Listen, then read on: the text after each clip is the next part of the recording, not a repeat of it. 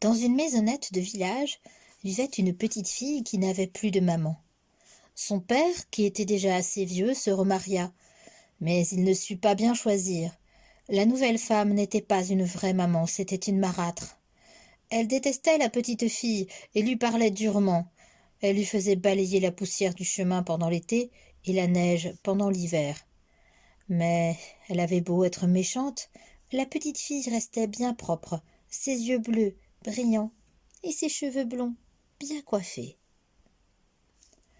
Comment vais-je faire pour m'en débarrasser? Songeait la marâtre. Un jour que son mari était allé au marché porter du blé, elle dit à la petite fille: Va chez ma sœur, ta bonne tante, et demande-lui une aiguille et du fil pour te coudre une chemise.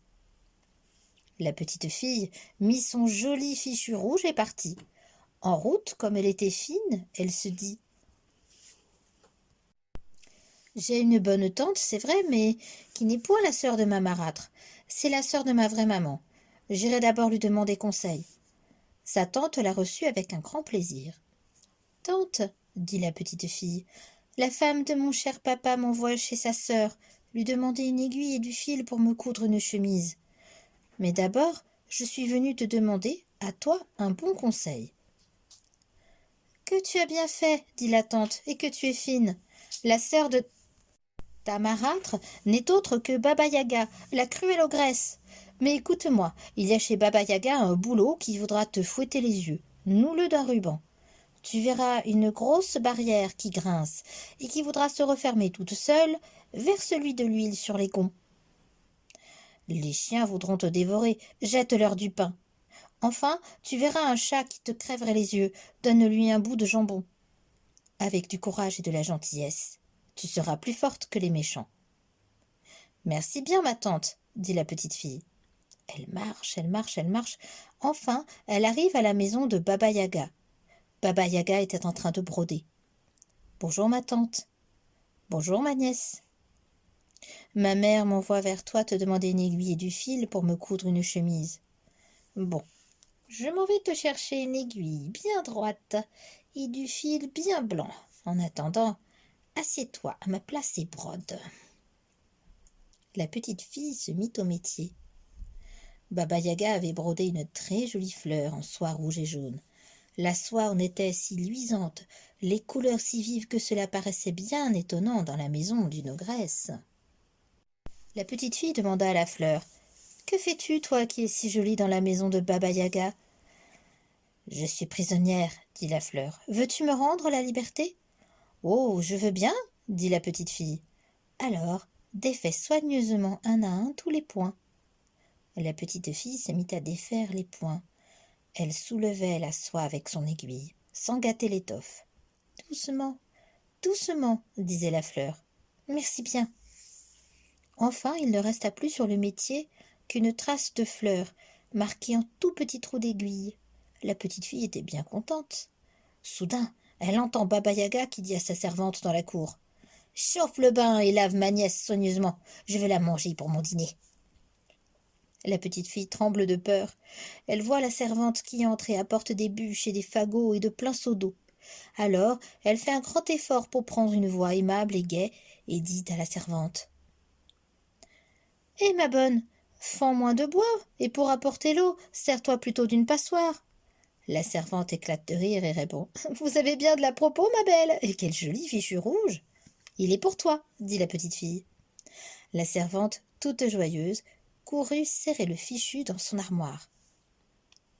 La petite fille regardait autour d'elle de tous les côtés. Le feu commençait à flamber dans la cheminée. Il avait beau être un feu d'ogresse, sa flamme était belle et claire, et l'eau commençait à chanter dans le chaudron. Et bien que ce fût une eau d'ogresse, elle chantait une jolie chanson. Mais ni le feu ni l'eau ne pouvaient empêcher la petite fille d'être bien triste. Elle songeait: à cette heure, dans la maison de ma bonne tante, j'aurais eu un verre de thé ou de lait sucré et une tartine de beurre. Cependant, Baba-Yaga s'impatientait. De la cour, elle demande: Tu brodes, ma nièce? Tu brodes, ma fille? Je brode, ma tante, je brode. Sans faire le moindre bruit, la petite fille se lève, va à la porte, mais le chat est là, Maigre, noir, effrayant, avec ses yeux verts, il regarde les yeux bleus de la petite fille, et déjà il sort ses griffes pour les lui crever. Mais elle lui donna un morceau de jambon cru, délicieux, et lui demanda à voix basse: « Dis-moi, je t'en prie, comment je peux échapper à Baba Yaga ?» Le chat mangea d'abord tout le jambon, puis il lissa ses moustaches, puis il répondit: « Prends ce peigne et cette serviette et sauve-toi. Baba Yaga va courir après toi. Si tu l'entends approcher, jette la serviette et tu verras. Si elle te poursuit toujours, colle encore l'oreille contre la terre. Et quand tu l'entendras sur la route, jette le peigne et tu verras. » La petite fille remercia le chat, prit la serviette et le peigne et s'enfuit. Mais à peine hors de la maison, elle voit 2 chiens encore plus maigres que le chat, tout prêts à la dévorer. Elle leur jette du pain tendre et ils ne lui font aucun mal. Puis c'est la grosse barrière qui grince et qui veut se refermer pour l'empêcher de sortir de l'enclos. Mais la petite maligne lui verse toute une burette d'huile sur les gonds et la barrière s'ouvre largement pour la laisser passer. Le bouleau siffle et s'agite pour lui fouetter les yeux, mais elle le noue d'un ruban rouge. Et voilà que le bouleau la salue avec une belle révérence et lui montre le chemin. Elle court, elle court, elle court. Cependant, le chat s'était mis à broder. De la cour, Baba Yaga demande encore une fois: « Tu brodes, ma nièce? Tu brodes, ma fille ?»« Je brode, ma vieille tante, je brode, » répond le chat d'une voix très impolie. Furieuse, Baba Yaga se précipite dans la maison. Plus de petite fille. Elle court au métier à broder. Plus de jolies fleurs. À la place, le chat avait brodé une queue de souris. Elle rosse le chat et crie: « Pourquoi ne lui as-tu pas crevé les yeux, traître ?» « dit le chat, voilà longtemps que je suis à ton service, et tu ne m'as jamais donné le plus petit os, tandis qu'elle m'a donné du jambon. » Baba Yaga rosse les chiens. « disent les chiens, voilà longtemps que nous sommes à ton service, et nous as-tu jeté seulement une vieille croûte, tandis qu'elle nous a donné du pain tendre ?» Baba Yaga secoue la barrière. « dit la barrière, voilà longtemps que je suis à ton service, et tu ne m'as jamais mis une seule goutte d'huile sur les gonds, tandis qu'elle m'en a versé toute une burette. » Baba Yaga s'en prend au bouleau. « dit le bouleau, voilà longtemps que je suis à ton service, et tu ne m'as jamais paré d'un fil, tandis qu'elle m'a paré d'un beau ruban de soie. »« Et moi, dit la servante à qui pourtant on ne demandait rien, et moi, depuis que je suis à ton service, je n'ai jamais reçu de toi-même une loque, tandis qu'elle m'a fait cadeau d'un joli fichu rouge. » La servante grimpe dans le cerisier pour échapper à la méchante femme. « Va, tu ne perds rien pour attendre, » lui crie Baba Yaga. « Je vais rattraper la petite fille et la mangerai, malgré vous tous. Et ne sois pas si fier de ton fichu rouge. Demain, je le vendrai à la gitane pour du tabac. » Toute noire de colère, Baba Yaga saute dans un mortier et, jouant du pilon, effaçant ses traces avec son balai, elle s'élance à travers la campagne. La petite fille colle son oreille contre la terre.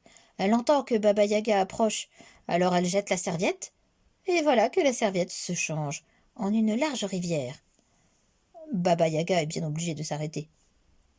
Elle grince des dents, roule des yeux jaunes, court à sa maison, fait sortir 3 bœufs et les amène. Et les bœufs boivent toute l'eau jusqu'à la dernière goutte. Et Baba Yaga reprend sa course. La petite fille est loin. Elle colle l'oreille contre la terre, elle entend le pilon sur la route, elle jette le peigne, et voilà que le peigne se change en une forêt touffue. Baba Yaga essaie d'y entrer.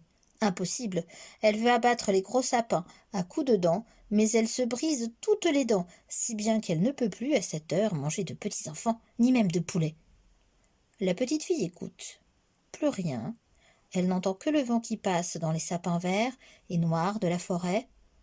Pourtant, elle continua de courir très fort parce qu'il commençait à faire nuit et elle pensait « Mon papa doit me croire perdue. » Le vieux paysan était revenu du marché.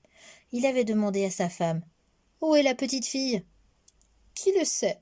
répondit la marâtre. « Voilà 3 heures que je l'ai envoyée faire une commission chez sa tante. Elle est peut-être allée dans le bois cueillir des mûres, ou bien elle joue à la marelle sur la place. » Quelle drôle d'idée! Il n'y a pas encore de mûres au bois, et il fait bien trop nuit à cette heure pour jouer à la marelle.